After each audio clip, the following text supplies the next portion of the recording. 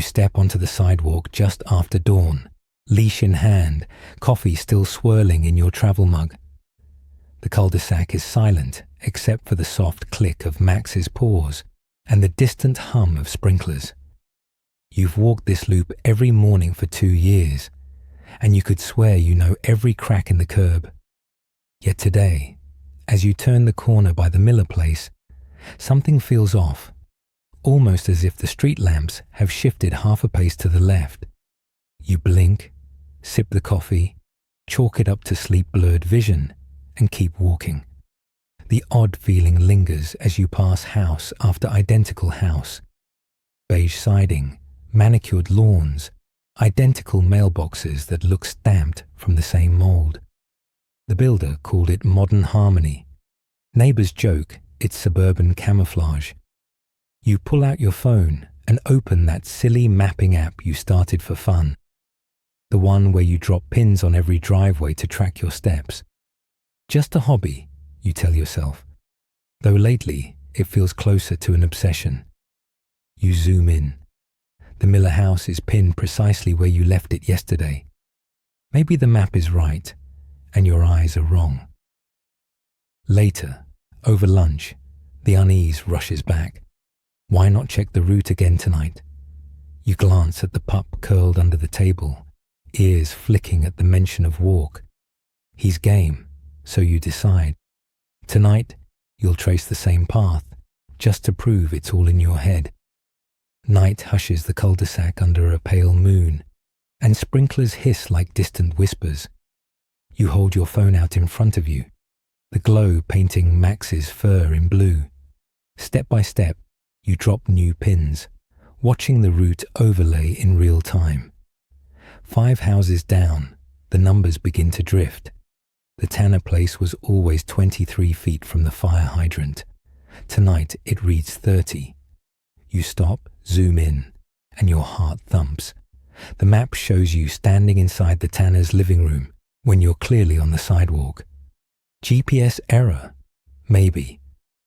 Yet the hydrant itself seems farther away, almost stretched. You reach out, expecting metal. Your hand finds it, but not before you feel an unexpected gap of air, 3 steps wider than yesterday. You hurry home, telling yourself it's nothing. But that night the ceiling fan sounds like a distant helicopter, and sleep refuses to settle. What if the street is moving? How could that even be possible? You promise yourself the truth at sunrise. Next morning, you open the front door and find Brenda, your chatty neighbor, kneeling beside her mailbox, polishing the red flag like it's sterling silver. She looks up, offers a smile a second too wide, and says, "You must love your early walks." The words hang in the air, almost rehearsed. You nod, tug Max forward, and feel her stare burning between your shoulders. You keep walking, phone in hand, pins ready. This time you screenshot every reading. The hydrant is back to where you remember, yet the Anderson porch is closer to the curb. You stare at the porch light, smaller, like it's retreating. Max pulls you toward a scent, and you nearly trip over an extension cord snaking across the grass, equipment for the endless security cameras dotting every gutter. The neighborhood loves its cameras, loves the sense of control. Yet suddenly, the lenses feel like twitching eyes. That night, the cul-de-sac group chat buzzes. Someone wants an emergency meeting tomorrow. You scroll through the threads. Mundane chatter about lawn care, then a single line from a screen name you don't recognize. Attendance is mandatory. No emoji, no polite sign-off, just a curt directive. You type, "What's this about?" No reply. Sleep comes in fragments. At 2 a.m., you wake to Max growling at the window. You part the curtains. The street is empty, but one porch light blinks twice, pauses, then blinks again, like a coded signal. 2 houses over, another light answers. You grab your phone, hit record, whispering timestamps, Max's growl deepens until you soothe him with a hand on his collar. Morning brings sunlight and the smell of fresh-cut grass, but the peace feels brittle. You dress for the meeting, jeans and a hoodie, phone charged, backup battery in pocket. Max whines when you shut the door. You promise you'll be back soon. The cul-de-sac circle becomes a makeshift conference room. Folding chairs, a card table, coffee urn steaming. You count 12 neighbours, every household accounted for except one. Mrs. Harper from the corner. You remember her laugh, bright as wind chimes. She's the reason you first moved here. She brought over cookies on moving day. Yet her chair today sits empty. Brenda clears her throat, steps forward, and addresses the group. "We can't tolerate the mapping anymore," she says, eyes swiveling straight to you. A chill slides down your spine. "Mapping?" you ask, voice thin. She nods. "You've been dropping pins, uploading coordinates to the cloud. That jeopardizes the arrangement." Your mind races. "What arrangement?" You glance around. No one meets your eyes. Instead, they stare at their shoes, at the coffee, anywhere but you. "What happened to Mrs. Harper?" you ask. A man you've never officially met, bald, heavy-set, speaks. "She broke protocol." He says it like discussing the weather. "She questioned the shift. She recorded video. She's safe now, just relocated." Your stomach knots. "Relocated where?" Silence answers. You take a step back, pulse hammering. "I don't understand. The street is moving. How is that possible?" Brenda offers a tight smile.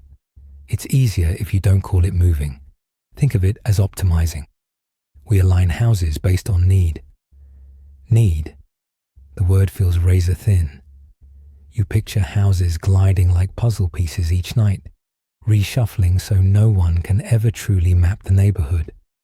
You picture security cameras recording every step, feeding data to whatever algorithm drives the shuffle. "Why?" you whisper. A chorus of answers spills out. Safety, privacy, market value.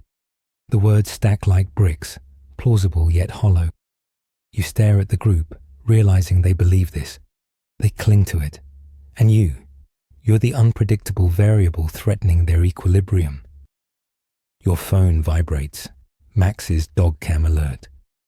You remember you left him wearing that collar cam, a treat dispenser set to reward him periodically.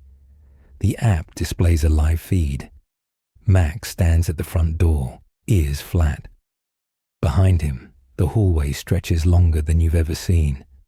The camera fisheye is slight, but this looks different. A corridor distorted as if walls are breathing. The battery icon flashes red. "You can't keep doing this," Brenda warns, following your gaze to the screen. She motions to the bald man. He steps forward, reaching for your phone. Instinct flares. You pocket it, turn and run. Your sneakers slap pavement as you race toward home, heart pounding like a trapped bird. Houses blur, mailboxes identical. Cul-de-sacs splitting like mirrored hallways in a fever dream. Left at the Smiths? Or is that the Andersons now? The layout twists underfoot, and for one dizzy moment you fear you'll never find your door again. Then you spot Max's nose pressed to the window of a house wearing your number, but the shutters are blue, not white. You push the door. It swings open to a corridor lit by LED bulbs that flicker in rhythm with your pulse. Max bounds toward you, tail a frantic metronome. You scoop him up. The hallway stretches deeper, branching into rooms you swear never existed. The walls hum, soft mechanical whirs behind drywall, like gears rotating.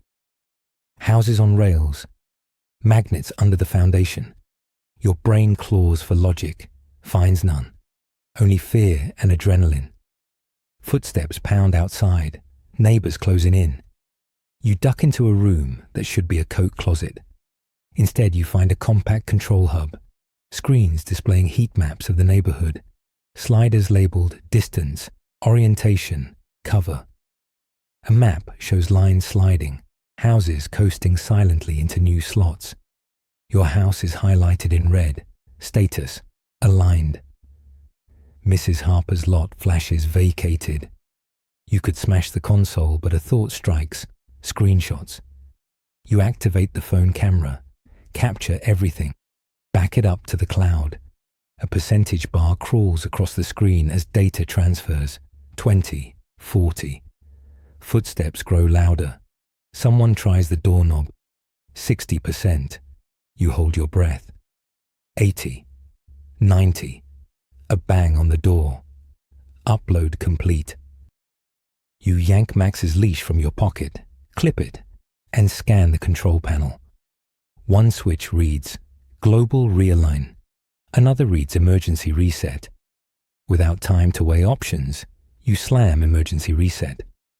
The screens flash white. Outside, a low groan rises, the neighborhood exhaling. You fling the door open, dash past stunned neighbors frozen mid-stride as houses slide, driveways twisting like chessboards. Brenda shouts something you can't hear over the grind of shifting foundations. You sprint to the street, Max beside you, and dive between hedges toward the main road, the one constant artery leading out. Behind you, the cul-de-sac collapses into chaos. Porches misaligned, garages split, security lights flickering like strobes. You never look back. Miles later, you reach a gas station. You slump against the wall, hands shaking as you play the uploaded footage. The files are intact, time-stamped, undeniable. You consider the choices: the police, the media, cybersecurity forums, all of them?